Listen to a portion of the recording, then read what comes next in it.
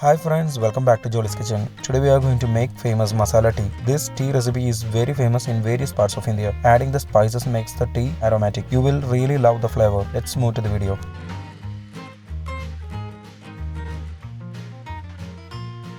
In a container, take 250 ml of water, add 2 pods of cardamom, 1 Grambu, 1 inch size cinnamon stick, half inch size ginger.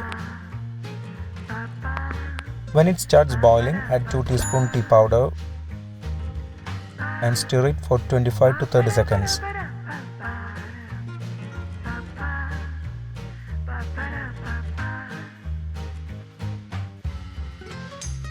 Then add 250 ml of milk.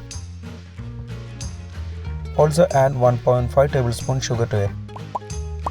When it starts boiling, switch off the flame and stir for 10 to 15 seconds.